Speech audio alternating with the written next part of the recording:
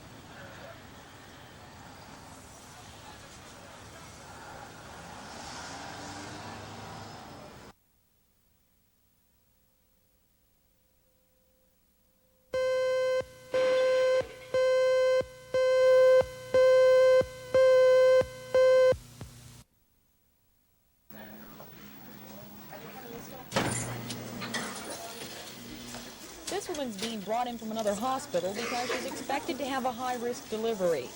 Transfer pregnancies such as this are causing serious overcrowding problems for Oklahoma hospitals. If her baby does need to be in intensive care, there probably won't be any room for it. You can follow her back in if you want.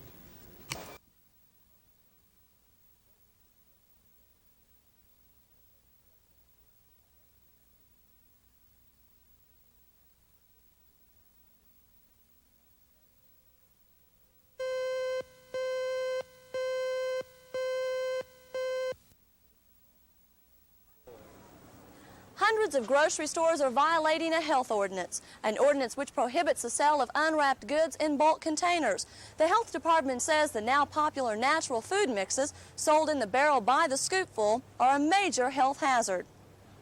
The open bulk food containers often fall victim to dirty hands, trash, children and adults who like to nibble on the goodies, all of which contribute to unsafe food. Hundreds of the containers have sprung up across the state in recent months, filled with the popular natural foods and candies. Noble Stanfield with the Oklahoma City County Health Department says the grocery stores and distributors of the products need to make some changes. What we would like the stores to do, and of course this ordinance has been in effect in Oklahoma County for many, many years, is that they enclose the candy or food in some way so that the people don't have access to it, in other words, where they can't handle it. Closed containers seem to be one answer. You can get the product without reaching in the container.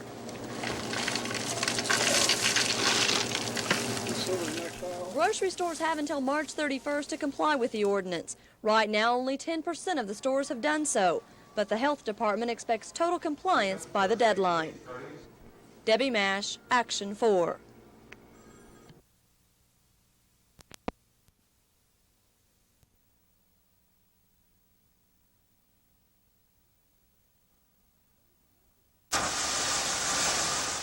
One of the major changes for heart disease victims during the last decade was the growth of mobile coronary care units.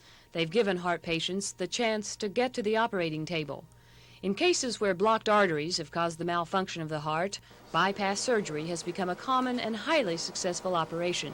But a new technique, developed by a Swiss doctor during the 70s, has now found its way to the United States. It's a procedure which does not involve heart surgery. In the last 2 to 3 years in this country, a new procedure called angioplasty has been put into widespread use. And this is a procedure whereby we actually avoid having to do bypass surgery and are able to open a vessel simply with a catheter. This is the instrument that's used. Dr. Pitt says it's painless and requires only local anesthesia. Patient survival rate in angioplasty is equivalent to bypass surgery, and the cost is about 1/5 as much. In addition, most people can go home in 2 or 3 days. Dr. Pitts is excited about the new procedure and says it's only one of many new techniques conceived in the 70s that are becoming realities in the 80s. Carol Lambert, Action 4 at Mercy Hospital.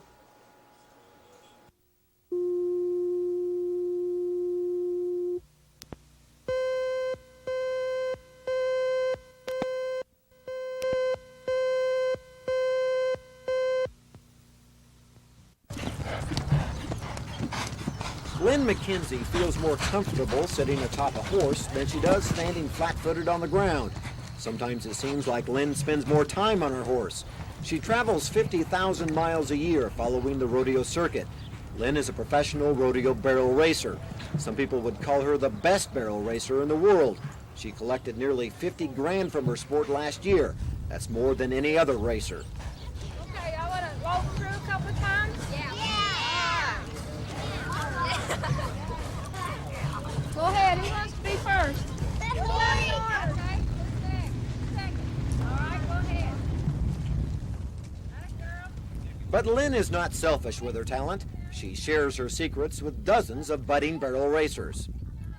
A lot of times people look at kids in any athletic event and they're wanting them to win first place, but what we're really trying to teach here is that how to give 100%.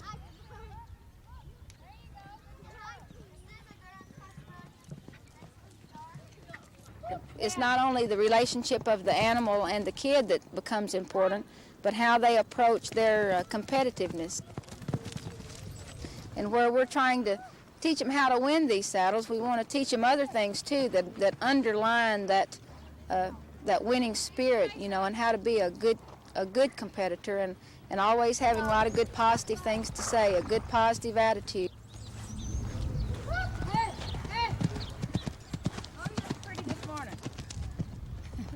Who knows? With that kind of outlook, Lynn Mackenzie just may be grooming a future barrel racing world champion. Scott Wallace, Action 4 in Hera.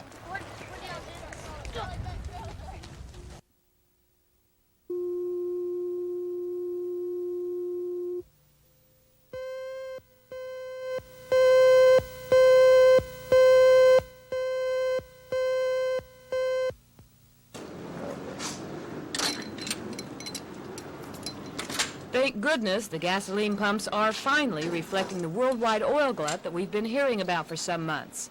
A national survey says the recent drop in prices is the biggest decrease since 1955.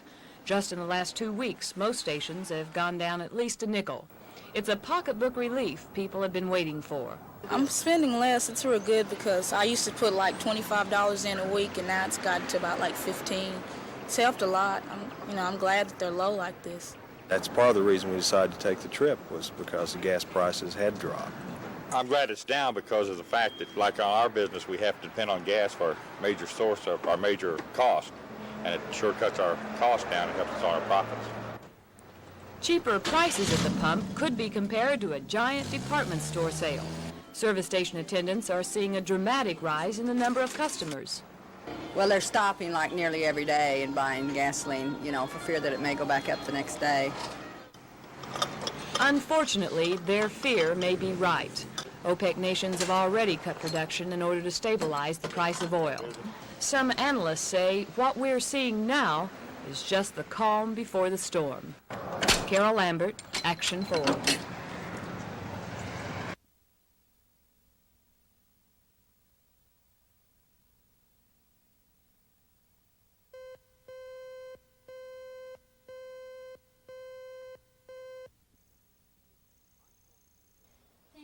I'm Tony Stizza with the good news. Oklahoma City's school students are testing better because of a new reading program. The prescriptive reading inventory system sounds complex, but through simple teaching has raised student scores on national tests some 10% in metro schools. Oh, wait a minute. This is a nonfiction book. It is assigned a number in the Dewey Decimal System. Now, Reading, writing, and arithmetic are still taught, but PRI testing shows whether or not a student is grasping the material. When problems are pointed out, teachers are able to find them and devote more time to eliminate that problem. PRI seems to work for every student and has been blessed by school superintendent and teacher alike.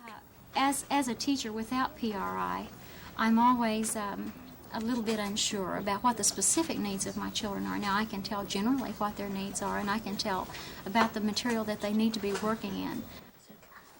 These school kids are polishing their library skills through PRI. Finished, Robert? Okay. After completing workbook exercises, computer-graded tests are given. When the exams return, both teacher and student will know if more educating is needed. Tony Stizza, Action 4 at Linwood Elementary.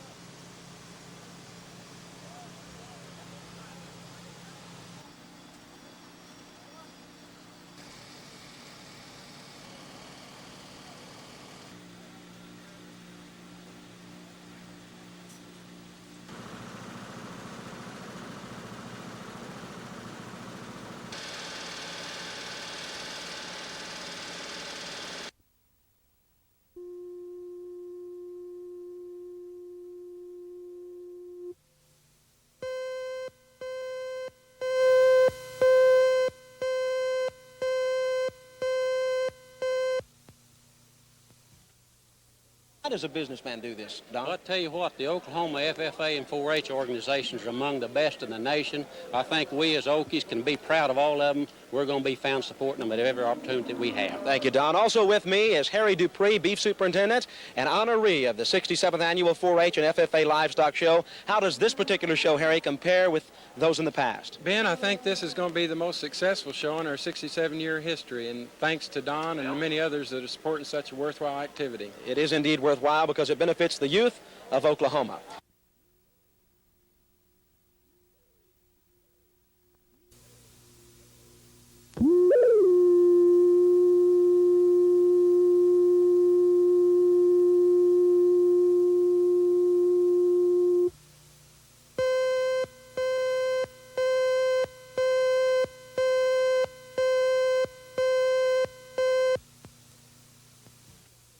The youngster you see here with his steer is Lake Newcomb from Elk City.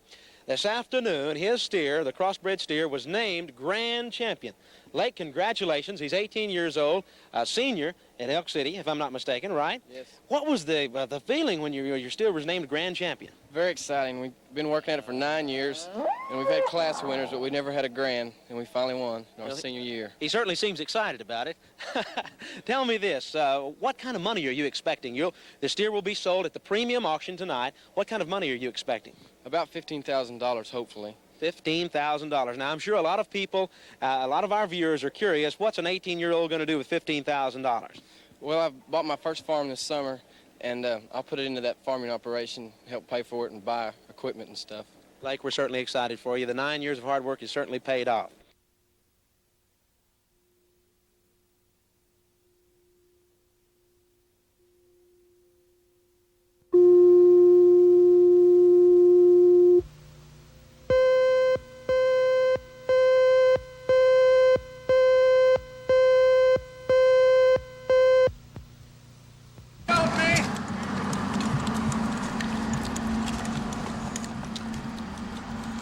When firefighters arrived on the scene, they found the house wrapped in a thick blanket of smoke. The choking mixture was denser than this morning's fog. Inside, flames licked hungrily at the kitchen and living room. Just a few moments before, Alberta Hooks had been sitting in her wheelchair. Mrs. Brooks was still recuperating from previous burn wounds when the inferno broke out. Luckily for her, a passerby spotted the flames and came to her rescue. Her mother was trying to say somebody was still inside, somebody was still inside. So we're just trying to bust the windows out where we can get inside, and the door was left open. So we're trying to get inside the front door to get inside to the bedroom, but we couldn't. We couldn't see which way to go. We couldn't see nothing. So we went around the back and we looked, and there's the wheelchair, and seen her legs, and we just pulled her out. Tell the point out 2 is to go in the front door. Firefighters had the blaze under control within 30 minutes, but the house suffered extensive damage throughout. Mrs. Hooks was treated at the scene for second-degree burns and smoke inhalation. She was taken to Baptist Medical Center, where she remains in fair condition. Scott Wallace, Action 4, Northwest Oklahoma City.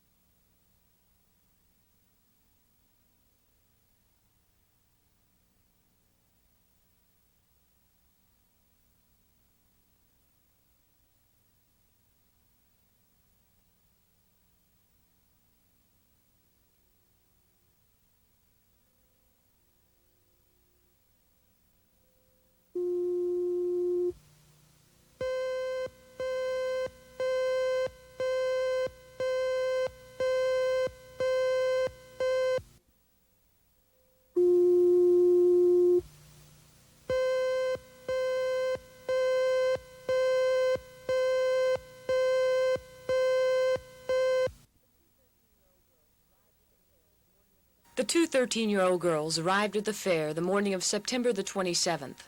They were full of enthusiasm for a fun-filled day on the Midway. Little did they or their parents expect the tragic turn of events. Sometime during the afternoon, a carnival worker offered them a job unloading stuffed animals from his truck. After checking with their parents, Charlotte and Cinda, along with 2 young boys, left with the man to go to a nearby truck stop where the shipment was to be left. But the truck wasn't there, so the carnival worker told the boys to wait while he and the girls checked another area. That was the last time the 2 girls were seen. By that Monday, an extensive search of the fairgrounds was underway. A description of the man given by the boys fit the picture on this carnival worker's lost ID badge. His name was Don Michael Corey. Corey was known to have an addiction to the painkiller Demerol. Authorities felt that was the clue in tracking him down. Ironically, however, that did not lead to his arrest. Corey had made his way to Greenville, Alabama, where he sought indigent help at the police station. A routine check showed he was wanted for kidnapping. But Corey's arrest was not the answer. He was able to prove he was out of state when Charlotte and Cinda disappeared. Today, there is no Midway here at the state fairgrounds, and authorities and concerned families are no closer in finding the 2 missing girls. During those first few weeks, the families' lives were tipsy-turvy. Now, 6 months later, they've tried to reestablish some kind of normalcy, but not a day goes by without thoughts, prayers, and hope for the safe return of Charlotte and Cinda. The only thing that I keep positive in my mind is the fact that they haven't found the girls, either dead or alive. So that gives us a 50-50 chance, and I really feel like that they are still alive, or they would have found them by now. So that's the hope that I go on. It's not easy. Ashley, it seems like it's getting harder. We may do all right for 2 or 3 days, and then the other 4 is downhill, because you do get frustrated, knowing within yourself that they're out there. What can I do to find them? Waiting with hope. That's where the case stands now. Carol Lambert, Action 4.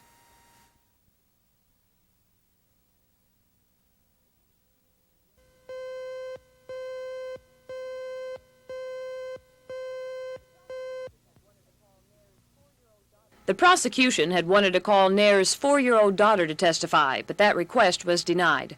Instead, permission was given to the parents of the young girl to testify and relate what she told them happened that last night Janella was alive. John Nair testified that when he asked his daughter what happened to Janella, she said that Janella left with the TV man. The defendant, Michael Newbury, was at the Nair's house that evening installing cable TV. But the story from the mother was different. She testified that her daughter said she heard a voice tell Janella to put her to bed, which Janella did. About 2 o'clock this afternoon, the murder girl's stepmother was called to the stand. Nadine Garrett stated she'd been concerned that August night, knowing her daughter and the 2 Nair children were alone with the TV cable installer. She talked with Janella several times during the evening to make sure she was all right. The last time she spoke to Janella was at 9:30 p.m., When Mrs. Garrett testified, Janella said the TV man was gone and assured her mother she was okay. Prosecuting attorney James Langley will continue calling witnesses in the morning to testify. Some, at least, are expected to be expert witnesses from the Oklahoma State Bureau of Investigation. Carol Lambert, Action 4 at the Logan County Courthouse.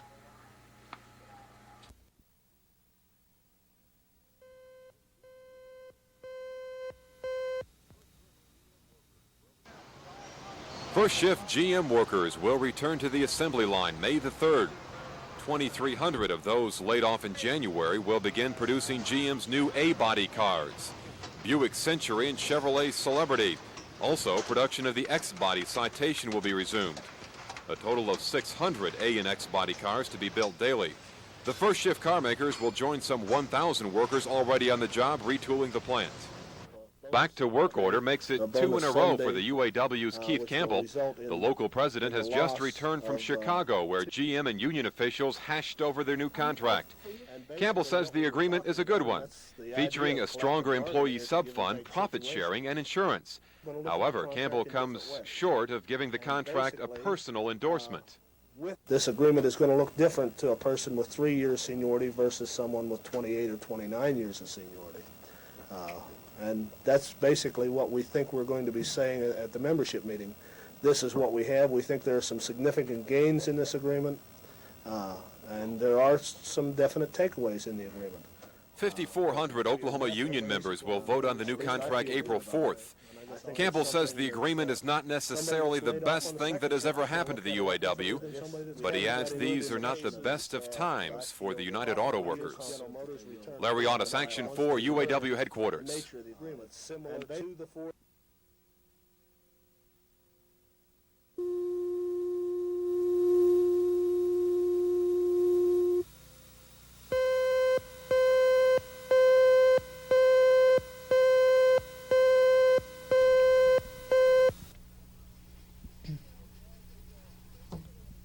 15-year-old Janella K. Garrett was babysitting at a residence in Marshall the night she disappeared. The defendant, Michael Newbury, was at the home that night installing cable TV.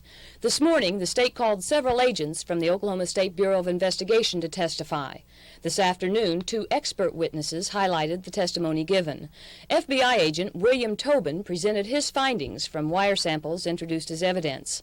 He testified that wire found in the victim's panties came from the same source as wire found in Newbury's pickup.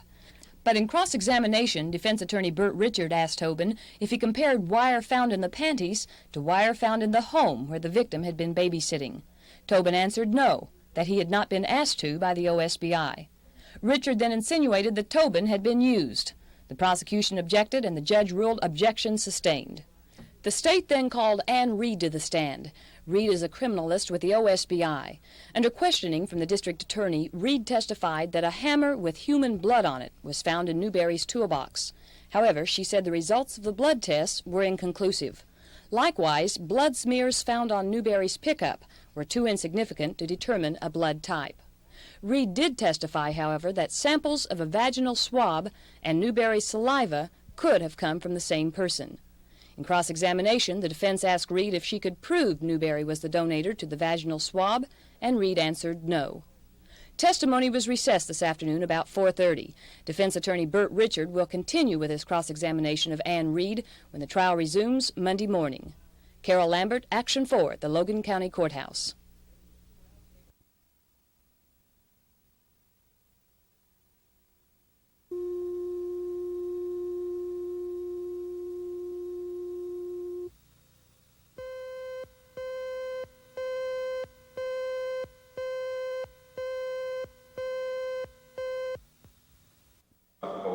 performance company for nothing. It was our from July 5, provided we would be glad to host. That's a lot of money. I didn't know you were there.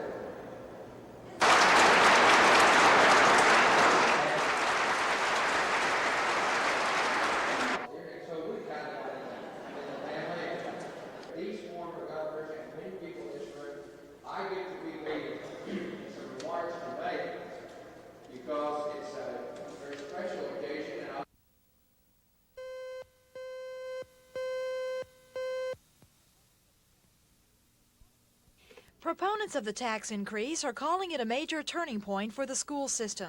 They say if a property tax increase is going to be passed, it must be passed now on the heels of other successful elections, namely the one that helped the city's libraries.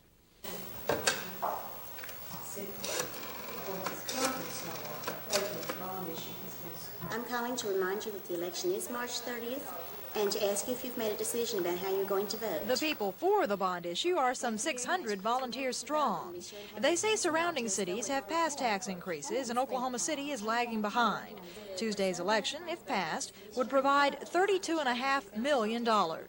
I think within 3 years, we'll see a completely different appearance in almost every school building in this system.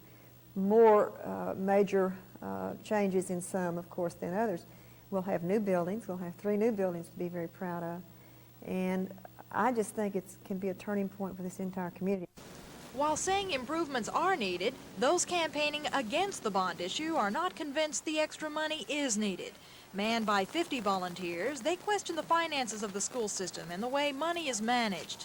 Until, as I said before, they show us a fiscal responsibility and where the money is going and how it's to be used, then I think we must vote this issue down. Also, the people against the issue want an investigative audit of the tax money that goes to the school districts now. It'll take a 61% margin for the issue to pass instead of a simple majority. Bella Shaw, Action 4 in Northwest Oklahoma City.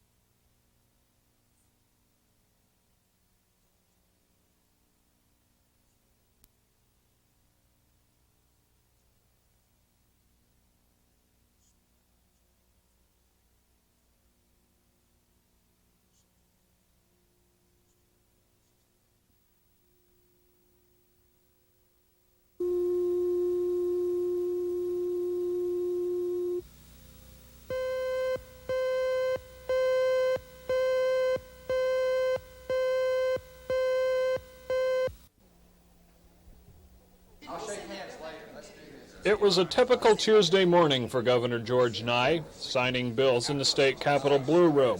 It was a typical Tuesday morning for several state legislators, there to watch the governor sign them and collect their commemorative pins. All that politicking takes time. But for one little girl in the crowd, the morning was not so typical. 3.5-year-old Shelley Rutherford was there to be named Oklahoma's Muscular Dystrophy poster child, and she waited. The governor politicked some more. But finally, Shelley Rutherford's turn came. And where are you from, Shelley? Oklahoma City. Oklahoma City? And how old are you? 3 years old. Shelley was 14 months old when her parents learned she had muscular dystrophy. She has never walked, and what strength she has, she is slowly losing. Do you kiss boys? Would you give me one right here? Okay, now may I give you one up there? Thank you very much. The poster child represents all the children who have muscular dystrophy. There is no cure for the disease, but their stories and their faces have inspired telethons that have brought in millions of dollars for research. While Shelley Rutherford's future may be clouded, As Oklahoma's ambassador to the Muscular Dystrophy Association, she's doing her part to support the search for an MD cure. That cure may come too late for Shelley Rutherford, but at least this way, she can share her dreams and hopes with others. Charles Schnitzer, Action 4, at the state capitol.